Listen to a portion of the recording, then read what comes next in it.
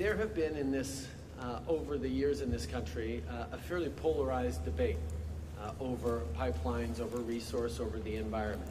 You had the previous Conservative government that thought that you had to make a choice between what was good for the environment and good for the economy, and by not choosing the environment, actually ended up hurting their economic growth as well.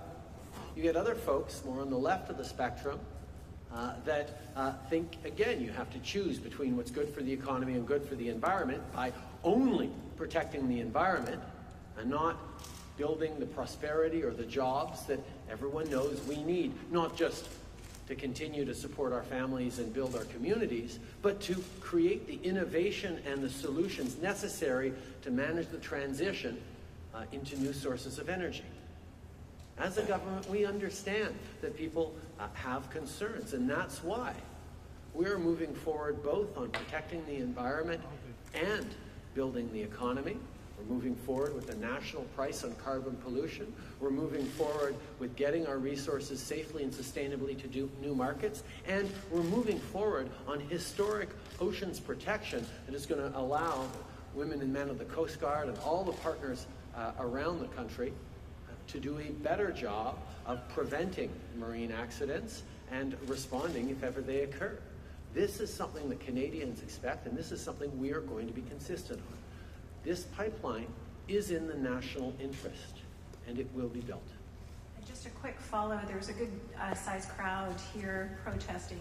From my understanding, it's going to be substantially larger in Vancouver tonight for your event. And I'm just wondering, are you concerned about that this issue is not going away if you're in the Lower Mainland? It may cost you and your party in the future?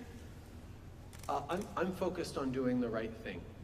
And what is the right thing for Canadians and right thing in the national interest is to protect the environment and grow the economy at the same time. There are folks who will disagree with our approach, and that's certainly their right, and Canadians are always encouraged to have a broad range of perspectives. But as a government, we have to make the right choices for the future of our country. And that means investing in sustainable ways to get our resources to market while we grow the economy in sustainable ways and look for new solutions, while we bring in a national price on carbon pollution so that we can continue to reduce our carbon emissions, and while at the same time we're protecting our oceans with investments like this Oceans Protection Plan. It all goes together, and people are welcome to have their perspectives on it, but as a government, we're accountable to standing up for the national interest, and that's exactly what we will do. Hi, I'm Jack Knox of the Times Colonist newspaper in Victoria. Politically, is the question of marine safety the nut you have to crack, as opposed to questions about the pipeline itself or other issues? I think the issue is, for most Canadians, that they need to feel confident that we do take seriously our responsibilities to protect our environment for future generations, while we make sure that we are on a path to good jobs and better sustainability as communities and as a country. That is the focus that Canadians expect, and that is what we remain anchored in our priorities. That's why we're moving forward at the same time on putting a national price on carbon, which there are folks in certain areas and certain ideologies who don't like that, even though they like the fact that we're building pipelines, building a pipeline.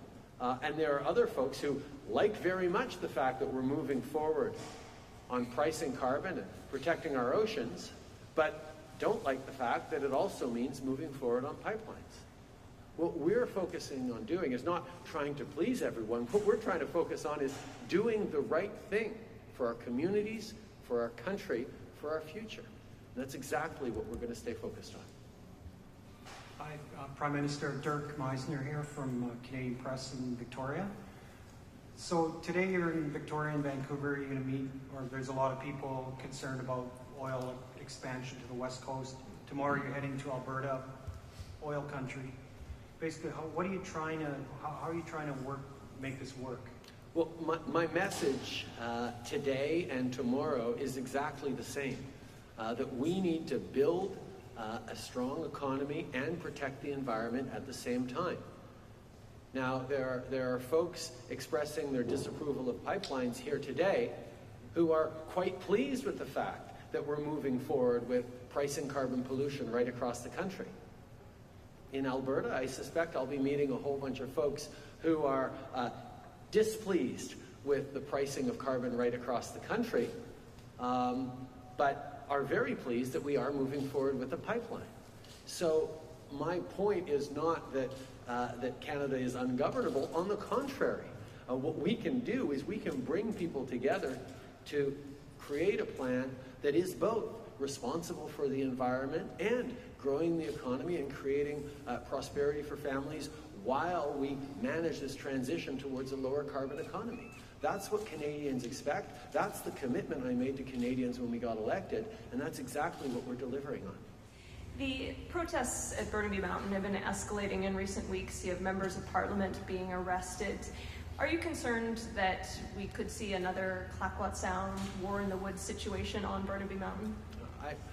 I think it's extremely important that Canadians feel free to protest, to make themselves heard, to make themselves to be able to express their approval or disapproval of certain policies and issues. But all Canadians expect that to be done in a peaceful way. We are a country of the rule of law. We have procedures, structures, and issues in place to ensure that things that get developed or decisions that get taken in Canada are not taken by they who shout loudest, but are taken on the basis of facts and science and evidence through responsible processes. And that's exactly what we have done as a country. We will remain a country in which every citizen is encouraged to make their views heard and to express themselves, but to do so within peaceful and responsible ways.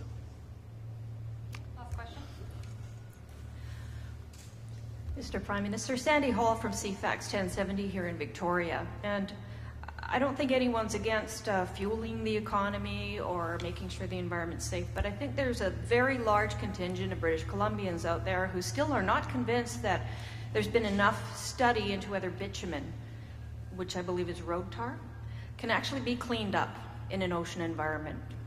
Do we know enough?